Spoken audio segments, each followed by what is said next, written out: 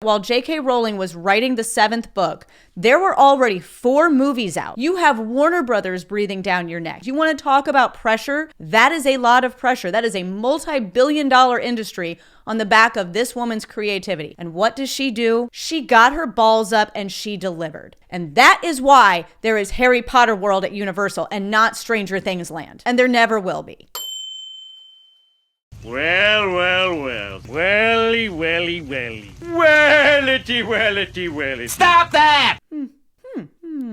Basically, everything that we saw play out in season 5, all of the suspicions that we had about how the ending felt rushed, it didn't feel very well written, all of those indications that were given to us in the interviews the Duffer brothers did were pretty much confirmed with the release of this documentary. This is a complete and total abomination. I'll be honest with you guys, I almost skipped the documentary because I really didn't expect it to be as juicy as it was, but wow. Like, they really thought they did something here. Spending 3 years to half-assedly write a finale script for a series that took 10 years to produce is wild work. And not only do they own up to that, not only do they actually admit that out loud, that is the entire theme, that is the entire storyline of this documentary. How epic was it for you guys to kind of pull that episode together? There's so much going on. Yeah.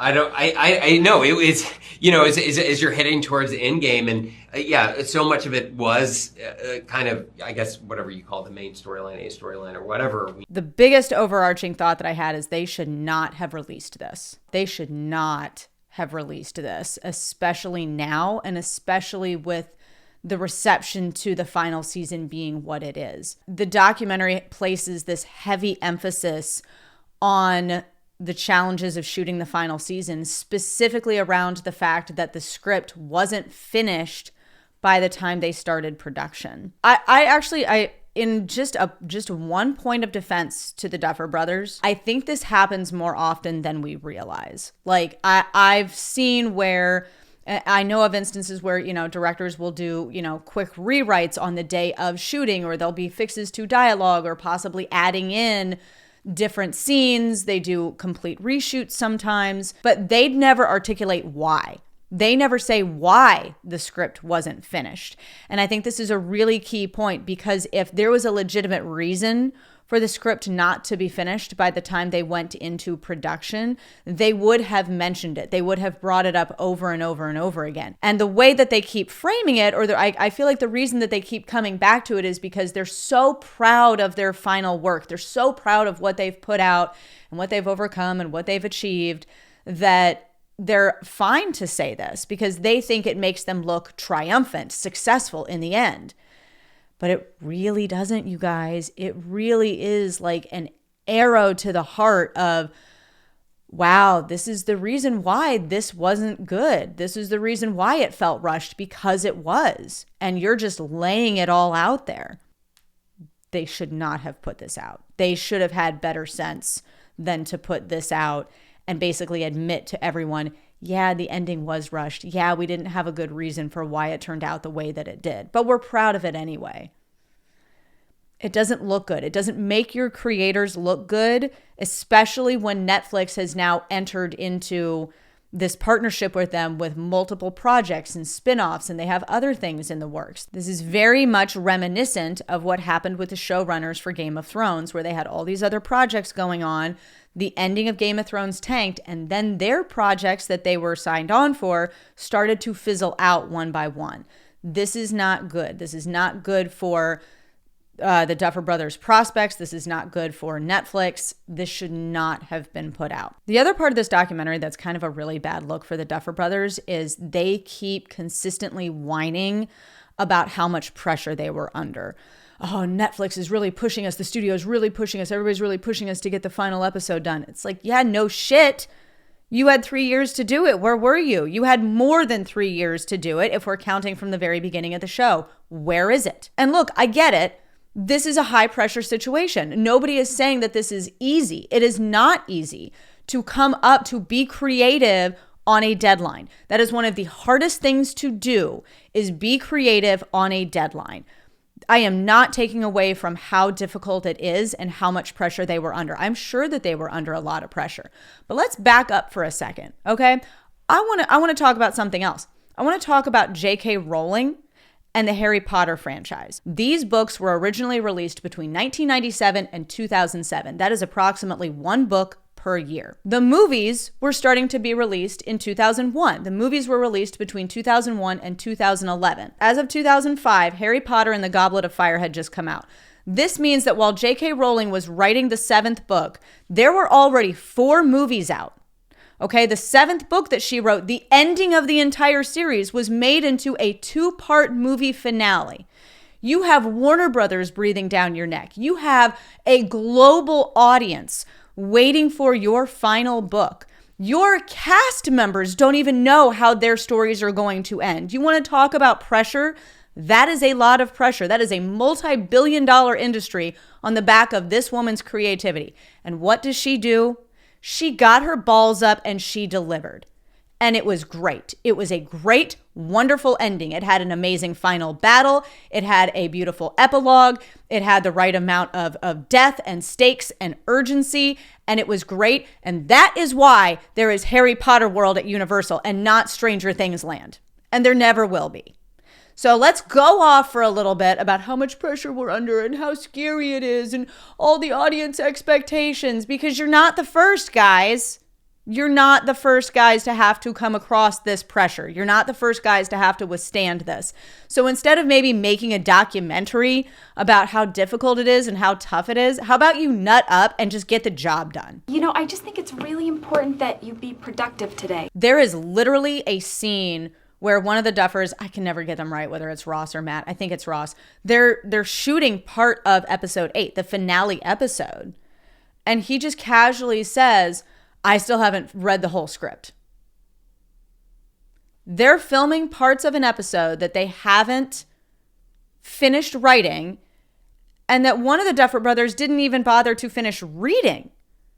You know, I think it's actually, in light of that statement, in light of all of these production snafus, you actually have to give the actors a lot more credit, I think, than what they got for their performances in the final season, because they did get a lot of shit for a lot of their performances feeling stiff, or it felt like they were not really in it emotionally. But like, if you don't know what your scene is in the context of other things, and you have no idea what it is you're actually trying to emote, of course that performance is going to come across as woody or like stiff. Like that's something that I think the actors here need to get a little bit more credit for, because that is a whole revelation, guys. Let's be honest with that. Matt Duffer admits this is another scene in here where he says, this is so weird jumping to episode 8. I don't love it. Whose fault is that, bro?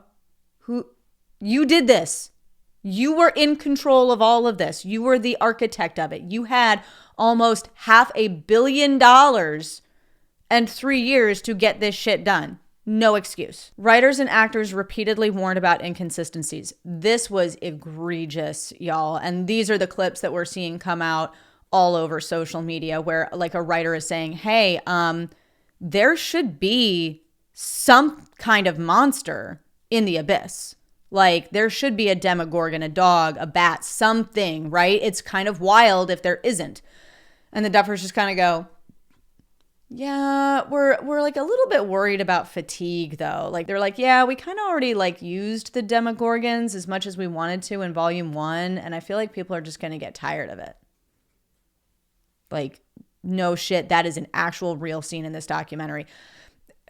If they were so intent on releasing this, they should have cut that stuff out, because that is just completely unacceptable. There's another scene too where Natalia Dyer, the Duffer brothers, are trying to explain to the actors what's going on with the abyss and the upside down, and they're like showing them these drawings, and one of the Duffers is like, and this here is the flesh wall, and Natalia Dyer, the woman who plays Nancy, she just kind of looks at him and she's like, is this scientifically accurate? And they go, yeah. And she goes, but like, did you consult anybody on it? And they're like, I mean, it'll make sense once you read episode 8. It'll make sense once you read episode 8. No, it didn't. Like that was something that has been plaguing me since volume 2. Is it a planet? Is it a dimension? Why do you need a wall? Why is it like a vacuum hose in between dimensions? Like when the upside down and our right side up, our world, you can just step through on each side. Bad. Many inconsistencies. There was even one moment where Maya Hawke is reminding the Duffer brothers that whole scene with the demo dogs in the hospital and Lucas trying to wake up Max.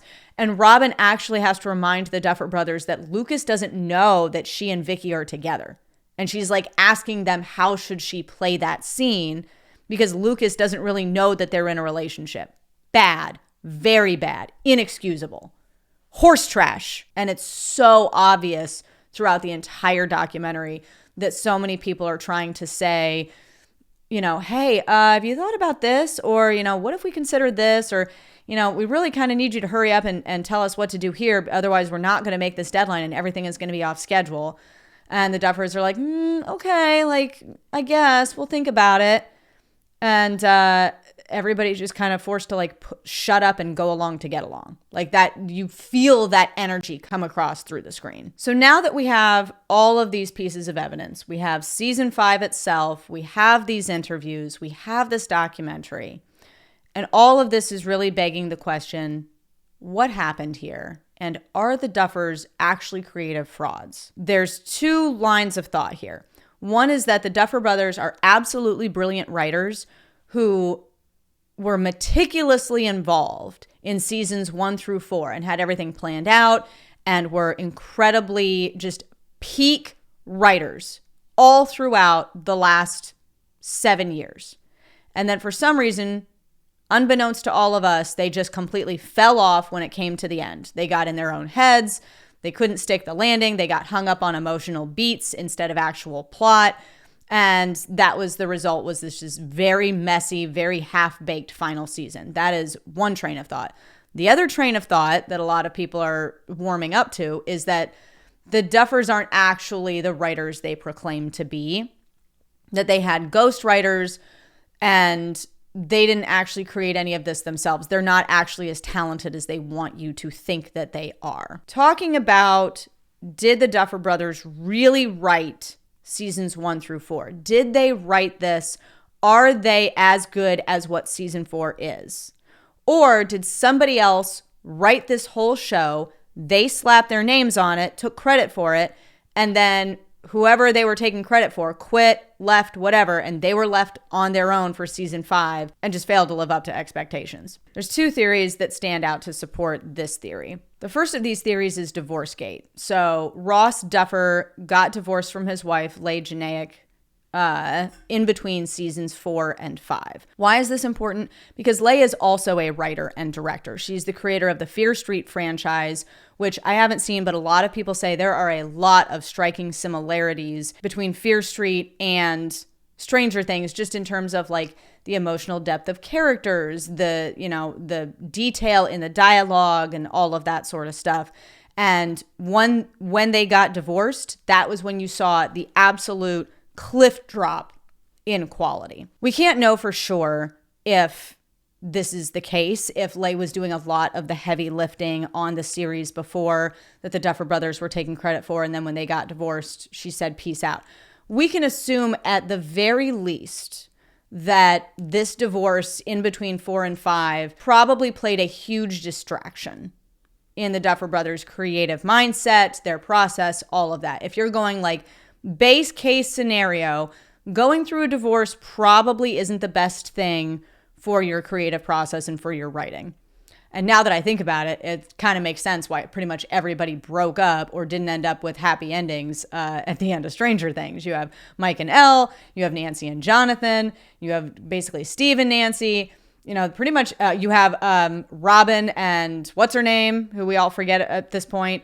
Pretty much the only people who made it were Joyce and Hopper just doesn't seem that upset over the fact that he lost a daughter. Where it could potentially be theorized, I'm going to say, that the Duffers really weren't the best at writing actually comes from the documentary itself, because there is this point in which they say that they don't really love writing, that writing isn't really their thing, that they always wanted to be directors and not writers.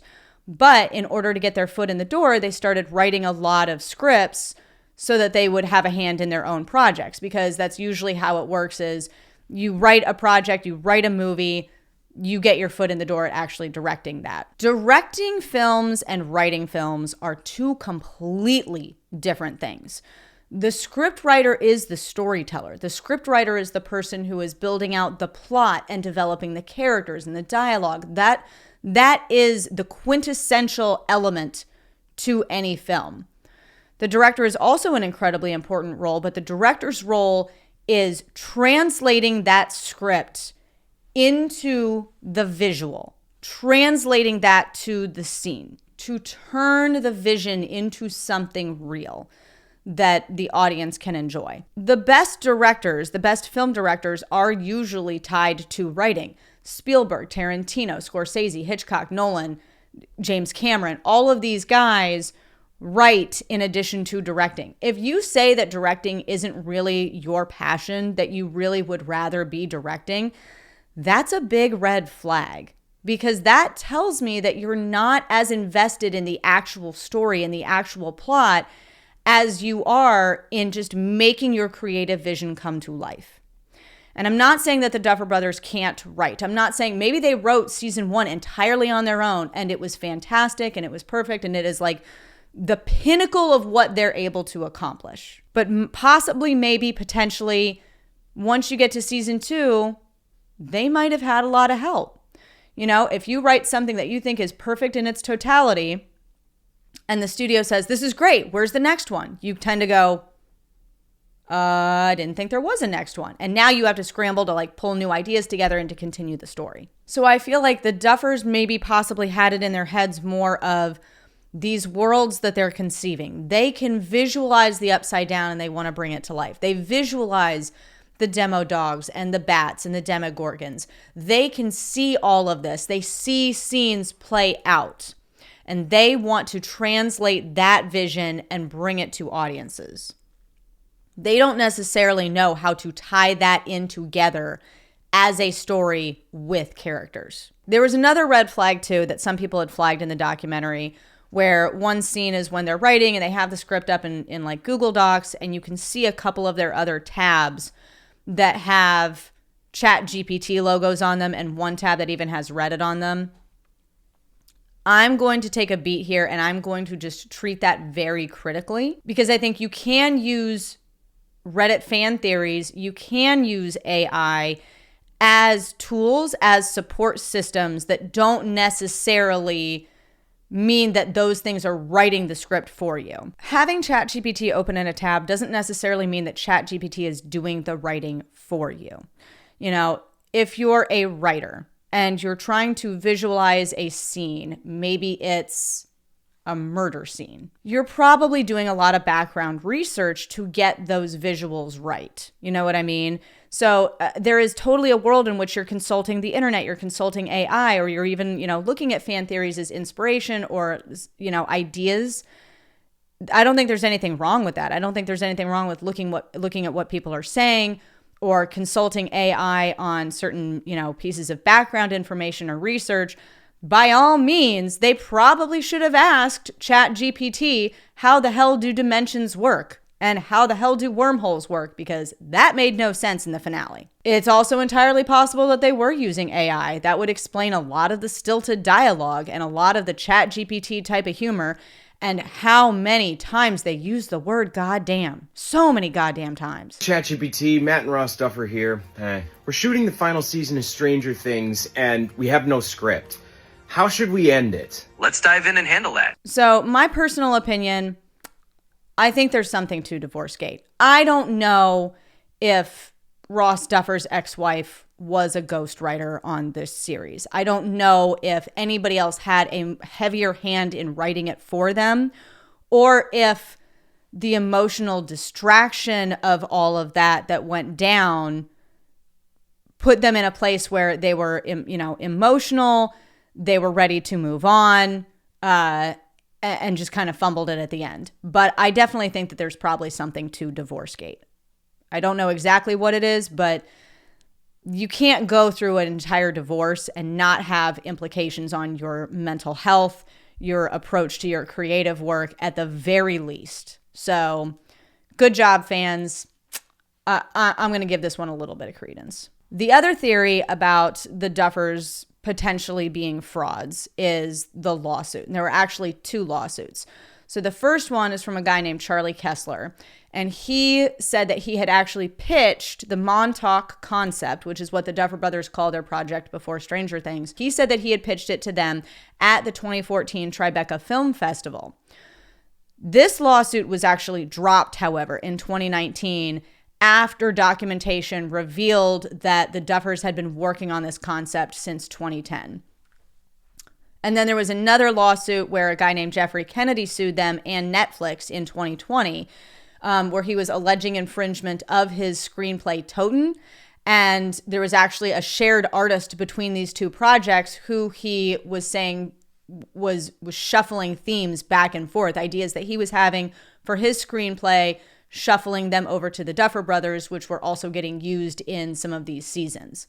That lawsuit ended up being settled, not dismissed, just settled. The lawsuits I tend to take a little bit less seriously, and here's why. Because creative IP is an extremely difficult thing to prove, and this is something that studios struggle with constantly. If you are a creative person and you are looking to break into the industry, you have a screenplay that you wholeheartedly believe in and you want to shop that around and try to sell it, you are not going to get a foot in the door without representation. It just doesn't work. That screenplay that's been sitting on your desk that you plan to shop all over Hollywood and just knock on every single person's door and call up every phone number you can think of, that's not going to work. You are going to be met with the same line over and over and over again, which is, we do not take unsolicited submissions. Because there is no original idea. I'm sorry, there just isn't. At any given time, there are probably 3 to 4 people who have the same general idea for a movie or a TV show. Think about anything, a ghost story. There's probably 50 screenplays out there right now about ghosts. There's another 20 screenplays out there right now being shopped around about aliens. There are going to be overlapping themes, overlapping characters, overlapping ideas, overlapping plot lines in all of this, because everybody is reading source material, everybody is lifting inspiration from these things, and it all overlaps. So if you submit something to a studio or a network, a project, and they acknowledge that they received it, and meanwhile, over here on the other side of the network, there's a whole other project that they've been building up with the same themes and the same idea and the same concept, and they go and they put that into production, they put it out, and it seems really similar to the one that you submitted and that they acknowledged that they received and rejected, whatever it was. Now you have grounds to say, hey, you took my idea. And now the studio has to spend time and money proving that they didn't steal your idea. So literally Hollywood assistants, if they get an unsolicited submission, there are, depending on where you're at, if it's an agency or if it's a studio, there are protocols. Like, you are not to open this. You are to not reply to it whatsoever. You only forward it to the legal department and say that it was an unsolicited submission. If you call up an agency, or if you find a number for, Disney for somehow, if you somehow manage to find the phone number for somebody at Disney and you call them up and you just start telling them your idea, just word vomiting it out, they will literally interrupt you. They will say, I'm sorry, we can't accept or hear any unsolicited submissions, and they will hang up on you. That is why people have representation. That is why it's not just actors. It is writers, it is directors, it is producers. It's even some below the line people have representation, because that is the only way to be able to pitch your idea to a studio or a network executive. So you have to take lawsuits, especially lawsuits over creative IP, with a grain of salt. That being said, I don't know a lot of the details in here. It's highly possible that they could have ripped stuff off. It's highly possible that they could have paid off this Charlie Kessler and asked him to just drop the lawsuit. You know, the other part of this too is the situation that Charlie Kessler said happened, where he's pitching this directly to the brothers at, you know, the Tribeca Film Festival. If you're not somebody who has worked in an above the line situation, if you haven't worked at a studio or worked, you know, at an agency, you might not necessarily know to right off the bat shut down any unsolicited submissions. They could have very possibly politely listened to a pitch and sent him on his way, and then he can come back and claim that, yes, he did do this. And the Duffer brothers are told, you know, don't say anything, just deny everything. You have all the documentation that you were working on this idea yourselves the whole time. So when it comes to the Duffer brothers being creative frauds, we've gone through some of these theories of, did they write this show themselves? Did they come up with this show themselves? Ultimately, the only people who know for sure are the people who are involved. What I will say is I think it does take a level of talent and skill and networking to get to the place that they are at now. I feel probably that they wrote a big chunk of season 1 themselves. I think it was very good writing. I think it was very good storytelling. And I question whether they knew what to do after that. And I don't know if any of their ideas for future projects are very well fleshed out. I think in their hearts, they don't want to be writers. I don't know if writing is exactly their talent. I think they have used every stepping stone they can to get to a place where they can direct. And that's really, truly what they want to do. They want to take a script that they can visualize, that they can get excited about the world that they can build, and then they want to go and do that. So if I'm looking at future Duffer Brothers projects, I would say if there's something where they're just directing it, it might not be pretty bad. Clearly, they have really good judgment on subject matter and concepts. And I think if they can pick a really good script, they'll probably do a really good job with it. If we're looking at future Stranger Things spin-offs or things where the Duffer Brothers are taking that creative credit for the writing of it, I feel less confident in them about that. I'll be honest with you. I'm much more interested in the Fear Street trilogy and following Ross Duffer's ex-wife, Leigh, and her career and seeing what she builds, because I have a hunch that she was at least involved in some of the structure of Stranger Things. What I think happened is I think the Duffer brothers had some characters developed. They had the season 1 developed, and they had a lot of emotional beats planned out for season 5. And I think they knew that they wanted to hit those emotional beats. I think one of the Duffers went through a divorce. I think it was distracting. I think it was frustrating. And then I think at the same time, they had a studio pressing down on them going, I don't care what you're going through in life. Where's my final season? And between that and the other projects they had going on, the fact that creative writing has never really truly been their passion, they shit out a season 5 and made sure that they hit all the emotional beats that they wanted to, and were just happy to be done with it. You can see it in their faces. You can see it in the documentary. They feel so grateful to be past it. And maybe there's a lot of emotional negativity tied up into it at this point with the divorce. You know, you can't really know any of these things for sure. But ultimately, I definitely think there's some credence to Divorcegate. I think this documentary is not a good look for them whatsoever. I think it really shows off how apathetic they were and how much they just wanted the whole series to be done with. I think they were definitely emotionally attached to the characters that they built and to the emotional story that they wanted to tell. And past that, they didn't give a rip. They didn't know where to go, where to take the story, and that shows. But listen, those are just my thoughts. So many of you guys have done so much research and so much work into this and are so much more knowledgeable than I am or a lot of other fans out there. So I'm dying to hear what you guys think in the comments. Are the Duffer brothers creative frauds? Do you guys think that they actually wrote all of the entire Stranger Things series? Do you think there's something to Divorcegate or the lawsuits? Really want to know what you think about this. And if you like this video, please like, hype, subscribe so you can get more of my content. Thanks so much, everybody. I'll see you in the next one.